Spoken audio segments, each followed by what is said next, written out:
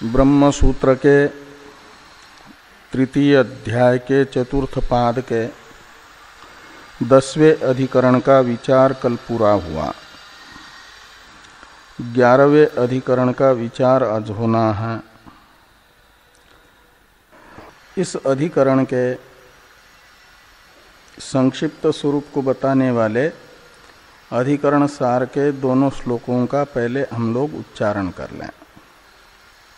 तो भ्रष्टोर्धरेतसो नास्ति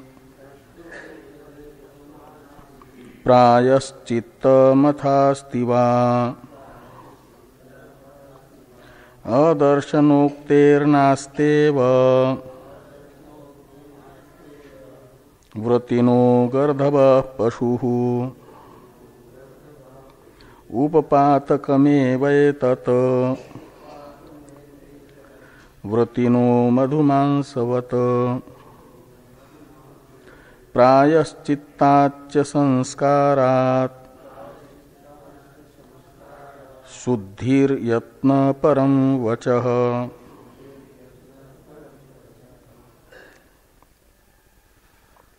तो यहाँ विषय है भ्रष्ट ऊर्ध्वरेता।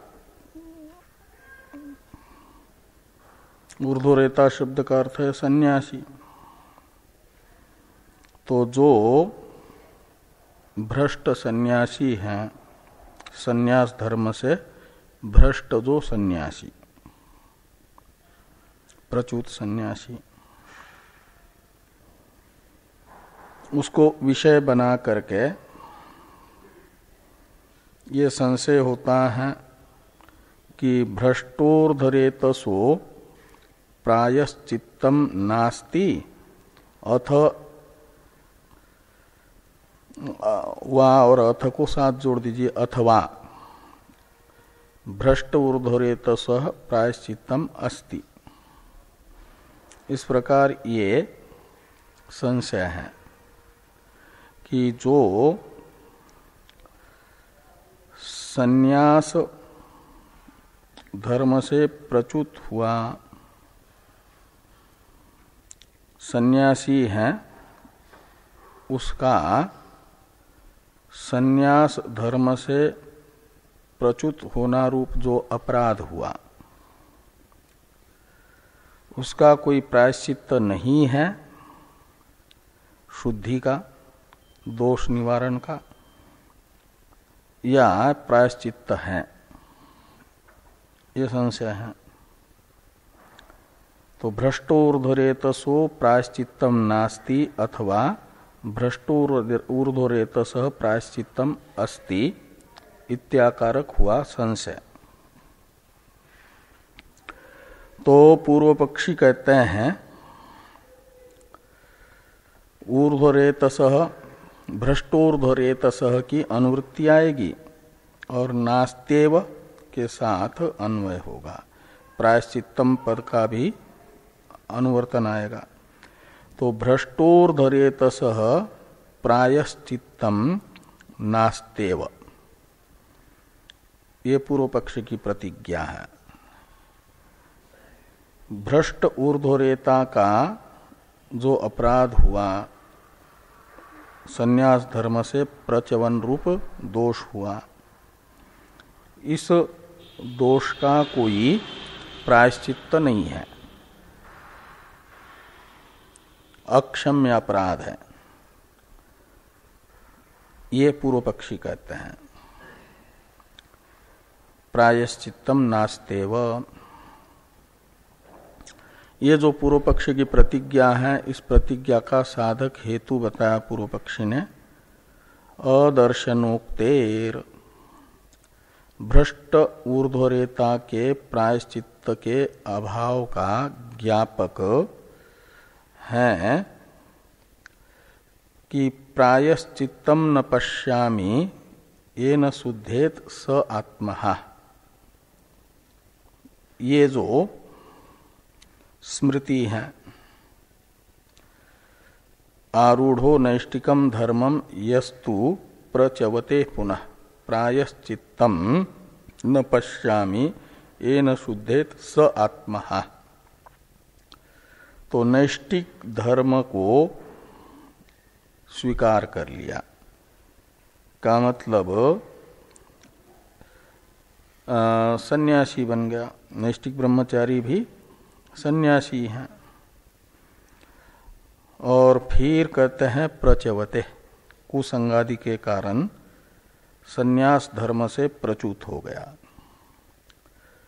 तो कहते हैं फिर उसका प्रचवन रूप जो दोष है, इस दोष का कोई प्रायश्चित्त नहीं देख रहा हूं। प्रायश्चित्त न पश्यामि, ये न यानी जिस प्रायश्चित्त का अनुष्ठान करके स आत्मा शुद्धेत, वो आत्मघाती की शुद्धि हो जाए, ऐसा कोई प्रायश्चित्त नहीं देखा जा रहा है। ये कहा जा रहा है अदर्शनोक्ते, यानी प्रायश्चित्त अदर्शन को बताने वाले वचन के आधार पर पूर्व पक्षी कह रहे हैं कि भ्रष्ट ऊर्ध्वरेता का कोई प्रायश्चित्त है ही नहीं। ये हुआ। कहते हैं पूर्व मीमांसा में बताया है प्रायश्चित्त। एक पूर्व मीमांसा के 12 अध्यायों में से छठे अध्याय में 8वें पाद में अधिकरण आता है, आधिकारिक अधिकरण। वो और उसमें ये बताया है कि ब्रह्मचारी अवकीर्णी नैरितम गर्धमम आलभेत, ये प्रायश्चित्त बताया है। तो ये प्रायश्चित्त तो बताया जा रहा है, आप कैसे कह रहे हैं कि प्रायश्चित्त है ही नहीं करके? इस प्रकार की शंका यदि कोई करता है तो पूर्व पक्षी कहते हैं ब्रह्मचारी अवकीर्णी नैरितम गर्धमम आलभेत, इस वाक्य के द्वारा बताया गया जो प्रायश्चित्त है, यह प्रायश्चित्त व्रती जो ब्रह्मचारी है उस व्रती ब्रह्मचारी के लिए बताया गया है। व्रती ब्रह्मचारी है उपकुर्वान ब्रह्मचारी, जो वेद अध्ययन के लिए ब्रह्मचर्य व्रत का पालन कर रहा है, उसे व्रती ब्रह्मचारी कहा जाता है। वेद अध्ययन अंगत्वेन रूपेण ब्रह्मचर्य का अनुष्ठाता वेद अध्ययन के लिए, यानी उपकुर्वान ब्रह्मचारी। और उस उपकुर्वान ब्रह्मचारी का यदि वेद अध्ययन काल में कुसंगादि के कारण ब्रह्मचर्य भ्रष्ट हो जाता है तो उसके लिए वह प्रायश्चित्त बताया गया है। ये नैरितम गर्भम आलभेत इत्यादि। तो और ये तो नैष्ठिक ब्रह्मचारी हैं, यानी सन्यासी हैं, 4 प्रकार के सन्यासी में से। और ये यदि कुसंगादि के कारण भ्रष्ट होता है तो उसका कोई प्रायश्चित्त नहीं है।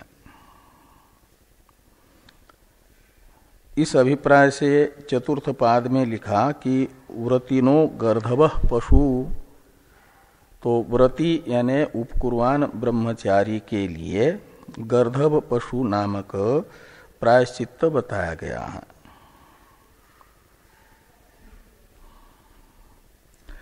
इस प्रकार का ये पूर्व पक्ष प्राप्त हुआ। तब द्वितीय श्लोक से सिद्धांत बताया जा रहा है कि ये जो ये तत् उपपातकम एव, दो प्रकार का पातक होता है कि एक महापातक एक उपपातक। महापातक 4 बताए गए हैं और पंचम है वो 4 महापातक करने वाले के साथ संसर्ग करना, ये महापातक, ये भी एक पंचम महापातक है। और उन 5 महापातकों में यह सन्यासी का भ्रष्ट होना नहीं आता है। इसलिए हाँ ये पंचमहापातक हैं और उनमें यह सन्यासी का भ्रष्ट होना नहीं आता है। इसलिए पंच महापातकों में से इसे पातकों में इसे नहीं गिना जाएगा। तो महापातकों का तो प्रायश्चित्त नहीं है, उपपातक का तो प्रायश्चित्त है। इसलिए सिद्धांती कहते हैं कि ये तत् यानी नैष्टिक धर्म से फिर भ्रष्ट होना, ऊर्ध्वरेता का भ्रष्ट होना, ये तत्शब्द से ग्राह्य है और इसे मानना चाहिए उपपातक। ये तत् उपपातकम एव। कैसा उपपातक है? तो कहते हैं जैसे व्रती का यानी उपकुर्वाण ब्रह्मचारी का उपपातक माना जाता है मधुभक्षण, मदिरापान, मांस भक्षण, ये माना जाता है वेद अध्ययन करने वाले उपकुर्वाण ब्रह्मचारी का उपपातक। कभी यदि ऐसे लेना नहीं चाहिए, मदिरापान, मांस भक्षण वेद अध्ययन करता उपकुर्वाण ब्रह्मचारी के लिए निषिद्ध है। हाँ, सबके लिए निषिद्ध है और ये निषिद्ध सेवन कर लेता है तो माना जाता है उपपातक। किसका? व्रती ब्रह्मचारी का। उपकुर्वाण ब्रह्मचारी ने उपपातक कर लिया यदि ये कि कुसंगादि के कारण सेवन कर लिया तो। और वह उपपातक जैसा वो उपपातक है ऐसे नैष्टिक ब्रह्मचारी का कुसंगादि के कारण भ्रष्ट होना यह उपपातक है। इसे समझाने के लिए यह वृत्तिनो मधुमांसवत दृष्टांत है। तो वृत्ति यानी उपकुर्वाण ब्रह्मचारी का मदिरापान, मांस भक्षण जैसे उपपातक है, महापातक नहीं। ऐसे नैष्टिक ब्रह्मचारी का नैष्टिक ब्रह्मचर्य से भ्रष्ट होना यह उपपातक है।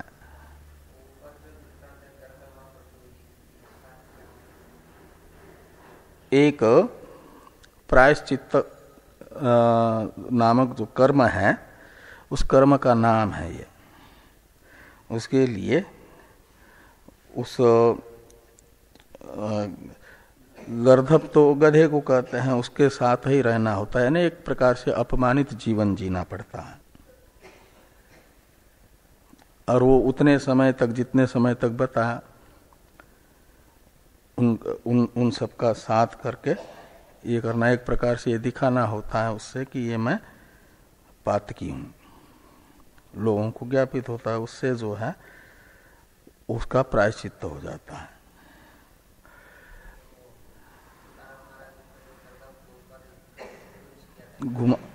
ऐसे घुमाते हैं, हाँ, वो, और उसको उसी के साथ रखते हैं, उसकी सेवा आदि में रखते हैं, तो माना जाता है ये पातक, उस पातक का प्रायश्चित्त हुआ। उसका स्वरूप यानी गर्धप पशु आलम्बन नामक कर्म है प्रायश्चित्त, उसका स्वरूप पूरा स्पष्ट तो उस प्रकरण से होगा।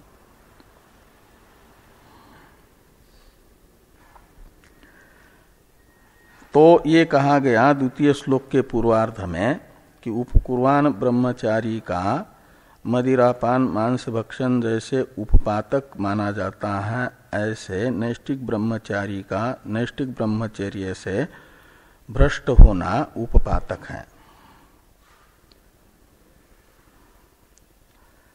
और जो उपपातक होता है उसकी शुद्धि उसके दोष से, दोष की निवृत्ति प्रायश्चित्त से होती है। इसलिए कहा प्रायश्चित्तात संस्कारात शुद्धिर। तो उपपातकी की पातक जन्य दोष की निवृत्ति रूप शुद्धि हो जाती है प्रायश्चित्त करने से, संस्कार करने से। तो प्रायश्चित्ताच्य संस्कारात शुद्धिर उपपातकी न, ऐसा ऊपर से जोड़ देना। तो जो उपपातकी होता है उसको उपपातक निमित्तक जो दोष होता है उस दोष की निवृत्ति रूप शुद्धि संस्कार एवं प्रायश्चित्त से होती है। तो कहा फिर यदि नैष्टिक ब्रह्मचारी का नैष्टिक ब्रह्मचर्य से प्रच्युत होना उपपातक है यदि, तो शास्त्र ने नैष्टिक ब्रह्मचारी का ब्रह्मचर्य से प्रच्युत होने का पाप अदर्शन रूप कथन क्यों किया प्रायश्चित्त के अदर्शन का? यदि प्रायश्चित्त है तो प्रायश्चित्तन न पश्यामि ऐसा क्यों कहा? एक प्रश्न होता है ना। तो उस वाक्य का क्या अभिप्राय निकलेगा फिर? तो अभिप्राय सिद्धांती बताते हैं यत्न परम वचः, यानी जो आरूढ़ो नैष्टिकम धर्मम यस्तु प्रचवते पुनः प्रायश्चित्तन्न पश्यामि येन शुद्धेत स आत्मा, इस वचन शास्त्र वचन को यहाँ पर वचः शब्द से ग्रहण करना। और इस वचन का अभिप्राय है यत्न परम का मतलब ऊर्ध्वरेता को अपने आश्रम धर्म का पालन करने में अत्यधिक प्रयत्नशील रहना चाहिए, प्रयत्न करना चाहिए। अपने आश्रम धर्म से हम भ्रष्ट न हो, इसके लिए बहुत सावधान रहना चाहिए, बहुत यत्न प्रयत्न करने चाहिए, साधना करनी चाहिए। यह प्रायश्चित्त अदर्शन वाक्य का अभिप्राय है। इसलिए लिखा कि यत्न परम वचः। इस प्रकार ये इस अधिकरण के संक्षिप्त जो दो श्लोक हैं संक्षिप्त स्वरूप को बताने वाले, इनका विचार पूरा हो जाता है। हाँ हाँ, तो ये हो जाता है सूक्ष्म शरीर, और सूक्ष्म शरीर तादात्म्यापन्न जो जीव है, किसी भी सन्यासी का यदि स्थूल शरीरांतर से कुछ ये हो जाता है तो सन्यास धर्म से भ्रष्ट नहीं माना जाता। जो धर्म है, आश्रम है, स्थूल शरीर के हैं कि सूक्ष्म शरीर के हैं? और स्थूल शरीर भाष्यकार भगवान का तो सुरक्षित ही था, और जीवात्मा जो है वो कभी न कभी तो हरेक व्यक्ति का, सन्यासी का गृहस्थ रहा हुआ है, पूर्व जन्मों में रहा है कि नहीं? तो किसी न किसी स्थूल शरीर से तो हरेक नैष्टिक ब्रह्म सन्यासी का जब गृहस्थ आश्रम में थे उस समय संबंध बना ही है। तो फिर उस स्थूल शरीरांतर से संबंध को भी भ्रष्ट माना जाएगा, तब तो सभी भ्रष्ट ही माने जाएंगे। इसलिए यहाँ पर आश्रम जिस शरीर के लिए बताया गया है, जिस शरीर से चतुर्थाश्रम ग्रहण किया है, उस शरीर से चतुर्थ आश्रम के धर्म से यदि भ्रष्ट होता है तो वो पातक माना जाता है। तो भगवान भाष्यकार जिस शरीर से सन्यासी हैं, उसी शरीर से उन्होंने वो भारती के प्रश्न का उत्तर देने के लिए वो सब ये नहीं किया। वो राजा का शरीर था, वो राजा का शरीर जिनके संपर्क में आता था वो शास्त्रीय था। इसलिए आचार्य जी का सन्यास से भ्रष्ट होना ये केवल आक्षेप मात्र है लगाना शरीर अंदर है। शास्त्र सम्मत वो दोष नहीं है। तो आगे हैं सूत्र और सूत्र का भाष्य। तो पहले भाष्य को देखा जाए। भाष्यकार भगवान इस अधिकरण का विषय और संशय बता रहे हैं। यदि नैष्टिको ब्रह्मचारी प्रमादात अवकीर्येत किं तस्य ब्रह्मचारी अवकीर्णी नैरितम गर्धवम आलभेत इति एतत् प्रायश्चित्तम स्यात् उत न इति अने इति संशय, ऐसा लगाना। तो कहते हैं यदि नैष्टिक ब्रह्मचारी का मतलब सन्यासी विशेष है वो भी, और प्रमाद वशात अवकीर्येत यानी नैष्टिक ब्रह्मचर्य से प्रच्युत हो जाए। अवकीर्येत का अर्थ है, अवकीर्येत शब्द का टीकाकार अर्थ करते हैं अवकीर्येत यानी व्यभिचरेत इत्यर्थ। तो नैष्टिक ब्रह्मचर्य से वह प्रच्युत हो जाए। तो ऐसी स्थिति में जिसे अधिकरण सार में भ्रष्ट ऊर्ध्वरेता कहा, ऐसा ब्रह्मचारी हो जाए। तो कहते हैं किं तस्य ब्रह्मचारी अवकीर्णी नैरितम गर्धवम आलभेत इति एतत् प्रायश्चित्तम स्यात् उत न स्यात्, ऐसा।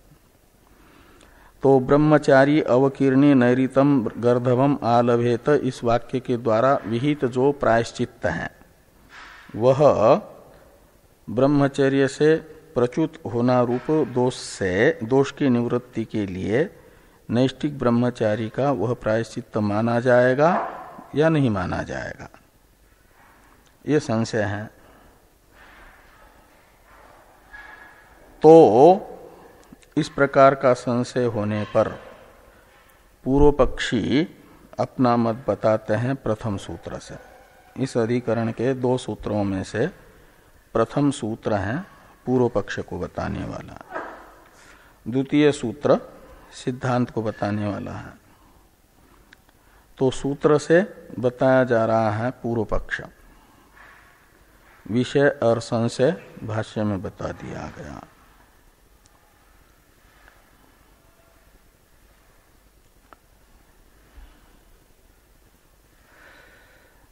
तो ब्रह्मचारी अवकीर्णी नैरितम गर्धवम आलभेत, इस वाक्यस्थ ब्रह्मचारी का जो एक विशेषण है अवकीर्णी ब्रह्मचारी यानी पतित ब्रह्मचारी।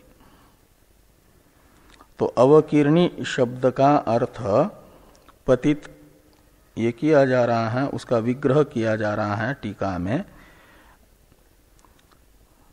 उसे सरल है, स्वयं ही पढ़ लेना। तो अवकीर्णी का अर्थ कर दिया पतित ब्रह्मचारी।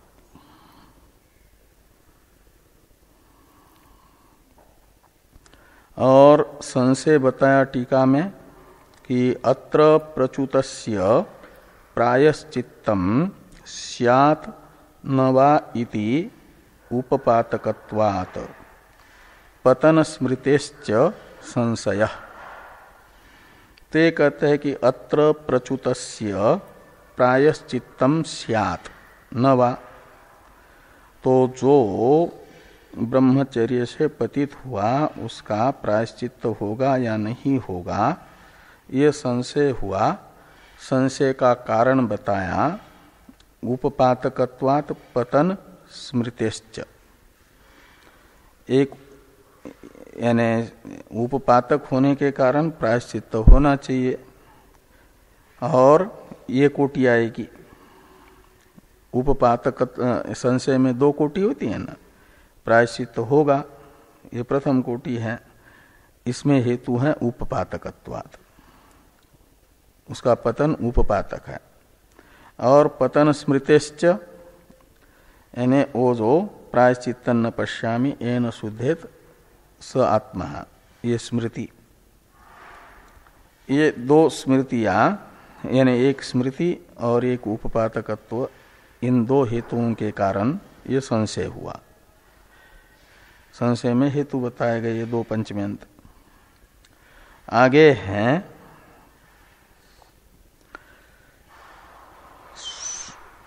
सिद्धांत को, पूर्व पक्ष को बताने वाला जो सूत्र है उसका अवतरण टीका में कि प्रच्युतस्य यज्ञादिकम निष्फलम इति उक्तम तद्वत प्रायश्चित्तम अपि निष्फलम इति पूर्व पक्षयति न इति उच्यत इति। तो पूर्व अधिकरण से ये बताया गया था कि जो संन्यास धर्म से प्रच्युत हैं उसके यज्ञादि कर्म शुद्धि द्वारा विद्या के हेतु नहीं बनते हैं, निष्फल हैं उसके यज्ञादि कर्म प्रच्युत के। तो जैसे भ्रष्ट सन्यासी के यज्ञादि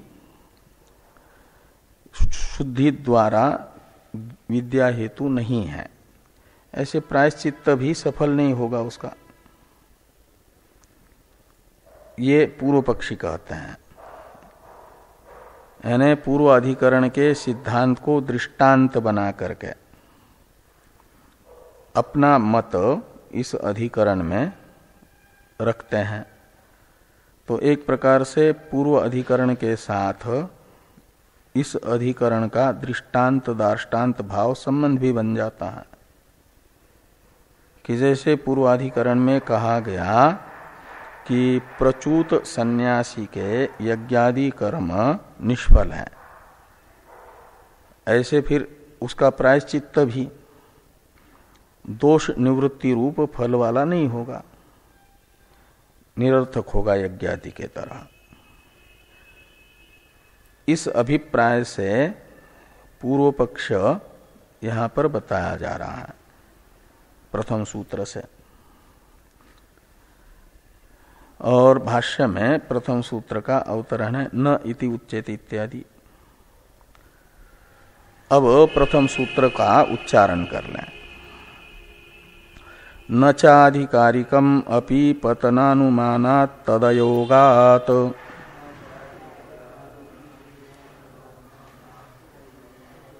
न चाधिकारिकम अपि पतनानुमानात् तदयोगात्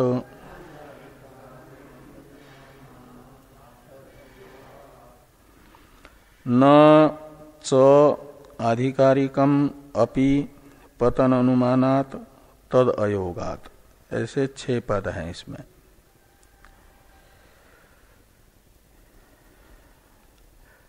तो आधिकारिकम का अर्थ है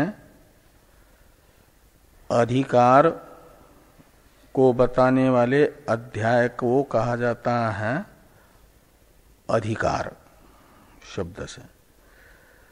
जो पूर्व मीमांसा के 12 अध्याय हैं उसमें से छठा अध्याय अधिकार अध्याय कहलाता है।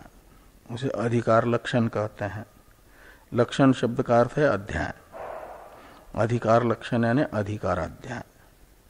अधिकार अध्याय का अर्थ होता है अधिकार का विचार करने वाला अध्याय। जैसे ब्रह्म सूत्र के चौथे अध्याय को कहते हैं फल अध्याय। ब्रह्म विद्या के फल का विचार करता है इसलिए फलाध्याय। तृतीय अध्याय को कहते हैं साधन अध्याय। ब्रह्म विद्या के साधनों का विचार तृतीय अध्याय में हुआ इसलिए साधन अध्याय है।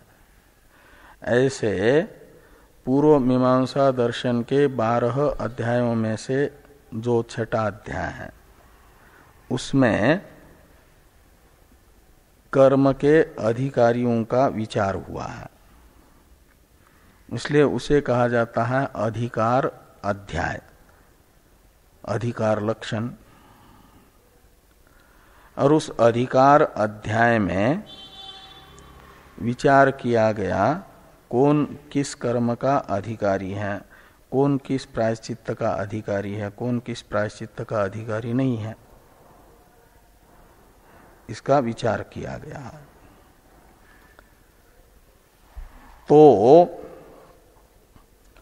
जिसके लिए जो कर्म बताया गया अधिकार अध्याय के द्वारा उसे माना जाता है वो उस अधिकारी विशेष को अधिकार अध्याय के द्वारा बताया गया कर्म, उसे आधिकारिक कहा जाता है।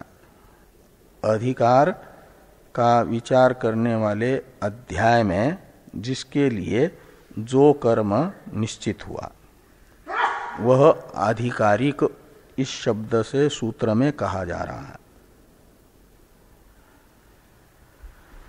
तो अवकीर्णी जो ब्रह्मचारी होता है उसके लिए प्रायश्चित्त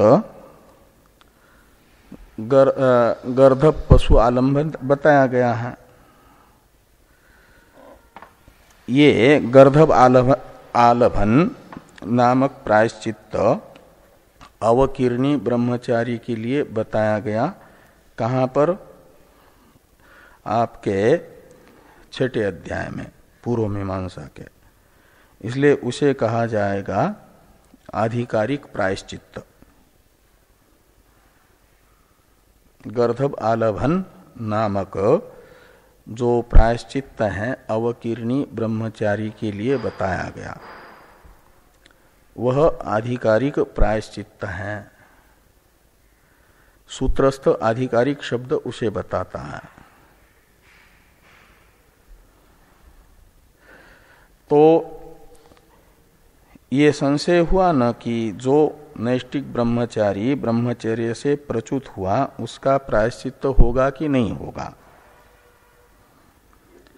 तो पूर्व पक्ष है उसके विषय में प्रच्युत नैष्टिक ब्रह्मचारी का कोई प्रायश्चित्त नहीं है। नच इन शब्दों से बताया गया कि नैष्टिक प्रच्युतस्य नैष्टिक ब्रह्मचारिणः प्रायश्चित्तम न चास्ति। ये नच से लगा दीजिए। ये पूर्व पक्ष की प्रतिज्ञा हुई। तो कोई यदि ये कहता है कि ब्रह्मचारी अवकीर्णी गर्धवम पशुम आलभेत, यह वाक्य अवकीर्णी ब्रह्मचारी के लिए गर्धव आलभन रूप प्रायश्चित्त बता रहा है और वहां ब्रह्मचारी से नैष्टिक ब्रह्मचारी को लेंगे। ऐसा यदि कोई कहता है तो पूर्व पक्षी कह रहे हैं अधिकारिकम अपि, यानी अधिकार अध्याय में बताया गया अवकीर्णी ब्रह्मचारी के लिए जो गर्धब आलभन रूप प्रायश्चित्त है वो आधिकारिकम शब्द से लेना। वह प्रायश्चित्त भी प्रच्युत नैष्टिक ब्रह्मचारी के लिए नहीं होगा। ऐसा लगाना कि आधिकारिकम अपि प्रायश्चित्तम नैष्टिक प्रच्युतस्य नैष्टिकस्य ब्रह्मचारिण नास्ति। ये पूर्व पक्ष का कथन हुआ। कहा ऐसा क्यों?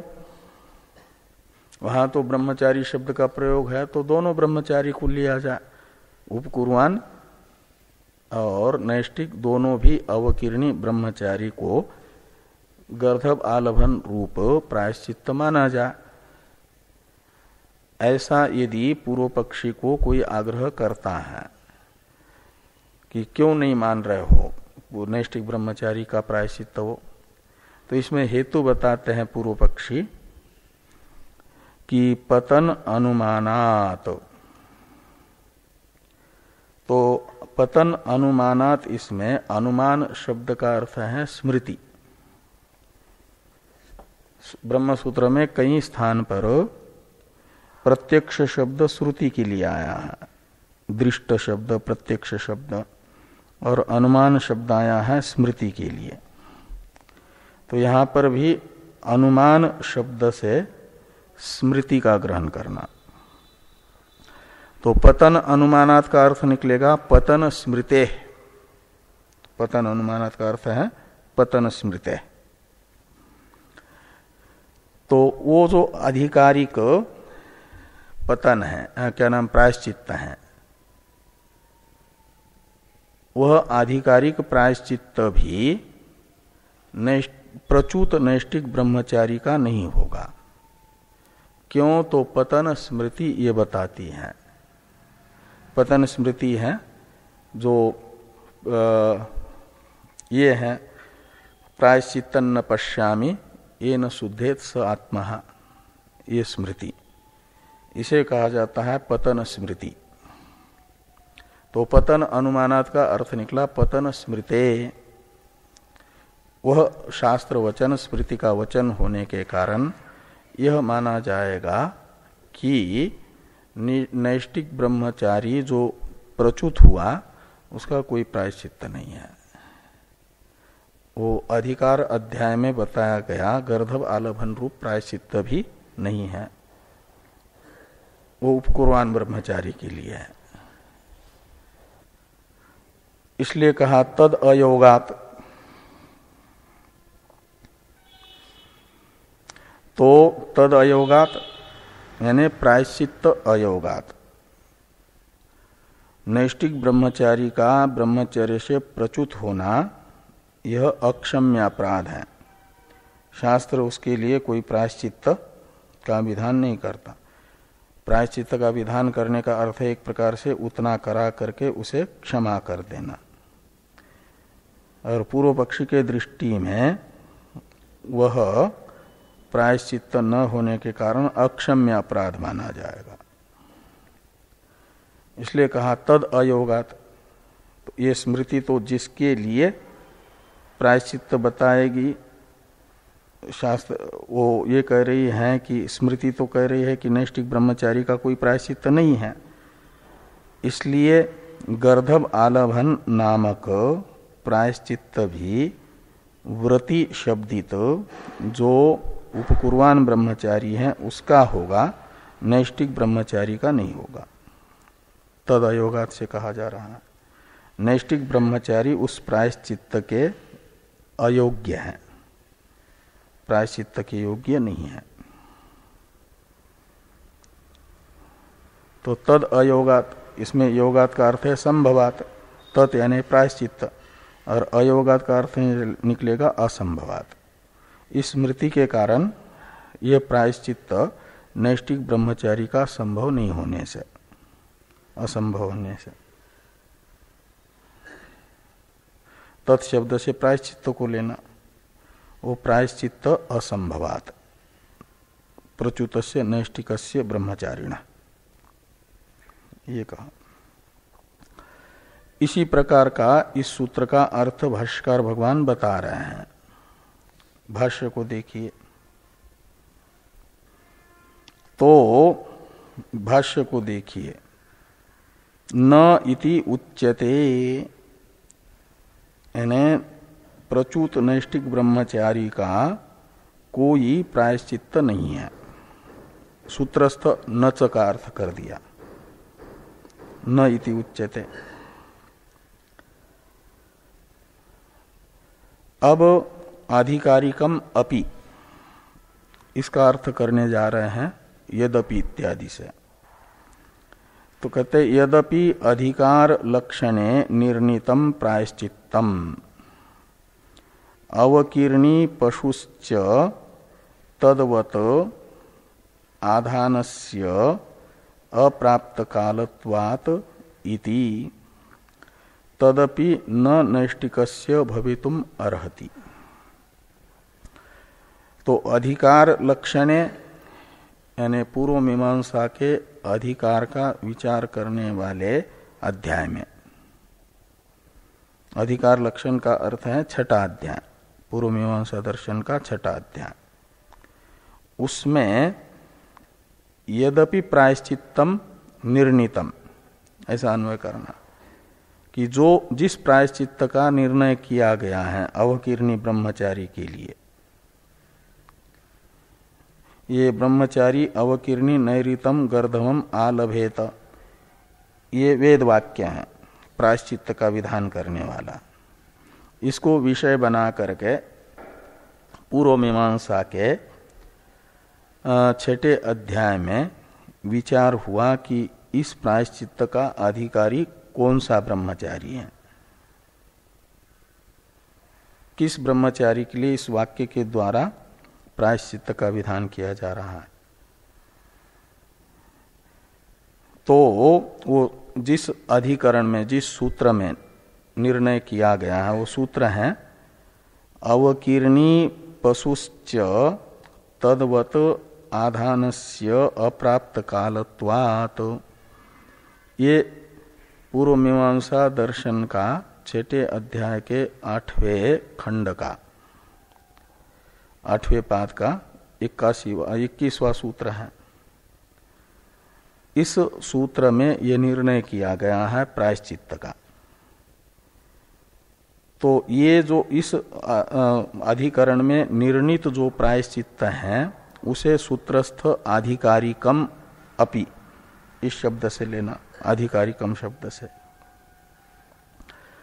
तो इसलिए कहा कि इस सूत्र से निर्णीत जो प्रायश्चित्त है तदपि यानी वो आधिकारिक प्रायश्चित्त भी न नैष्टिकस्य भवितुम अर्हति, वो नैष्टिक ब्रह्मचारी का, पतित नैष्टिक ब्रह्मचारी का ये प्रायश्चित्त भी नहीं होगा।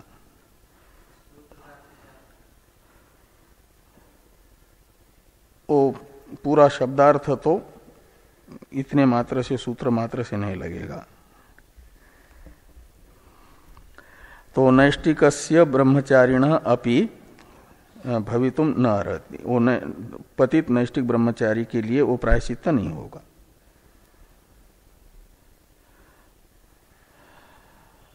ये आधिकारिकम अपि प्रायश्चित्तम पतितस्य नैष्टिकस्य ब्रह्मचारिण नास्ति, इतने का अर्थ हुआ न च आधिकारिकम अपि, इतने सूत्र का। अब पतन अनुमानात इसकी अवतरण टीका है किं कारणम, इससे ये टीका नहीं भाष्य है। पतन अनुमानात ये जो पद है हेतु वाक्य, इसका अवतरण है टीका में, भाष्य में कि किम कारणम, किस कारण से आप नैष्टिक ब्रह्मचारी के पतन से, पतन रूप दोष से निवृत्ति का प्रायश्चित्त इसे नहीं मान रहे हो, आधिकारिक प्रायश्चित्त को, इसमें क्या कारण है? तो कारण बताया जा रहा है स्मृति वचन को। स्मृति कह रही है कि पतित नैष्टिक ब्रह्मचारी का प्रायश्चित्त संभव नहीं है। इसे कह रहे हैं कि आरूढ़ो नैष्टिकम धर्मम यस्तु प्रचवते पुनः प्रायश्चित्तन्न पश्यामि येन शुद्धेत स आत्महा। जिसने नैष्टिक धर्म का विधि के अनुसार अंगीकार किया, ग्रहण किया, और फिर प्रमाद आदि के कारण, कुसंग आदि के कारण उस धर्म से च्युत हो गया, तो कहते हैं उसके उस पतन रूपी दोष से उसे रहित करने वाला कोई प्रायश्चित्त हम नहीं देख रहे हैं जिससे कि उसकी शुद्धि हो। ऐसा कोई प्रायश्चित्त नहीं है। इति अप्रतिसमाधेय पतन स्मरणात्, ये पतन अनुमानात जो सूत्र में है ना, उसका अर्थ कर दिया इति, यानी ये जो स्मृति वचन है वो स्मृति वचन बता रहा है कि अप्रतिसमाधेय पतन को बता रहा है नैष्ठिक ब्रह्मचारी के। प्रतिसमाधेय पतन तो कहा जाता है जिसका प्रायश्चित्त संभव है, ऐसा उसे कहा जाएगा वो प्रतिसमाधेय पतन। हाँ, और जिसका प्रायश्चित्त संभव नहीं है उसे कहा जाता है अप्रतिसमाधेय पतन। तो ये स्मृति वचन नैष्ठिक ब्रह्मचारी के पतन को अप्रतिसमाधेय पतन बता रहा है। इसलिए क्या होगा कि जैसे धड़ से सिर बिल्कुल अलग हो गया किसी का शरीर से, तो उसका बचना संभव है? उसका बचना संभव नहीं होता। ऐसे ही कहते हैं नैष्ठिक ब्रह्मचारी का ब्रह्मचर्य से पतित होना यह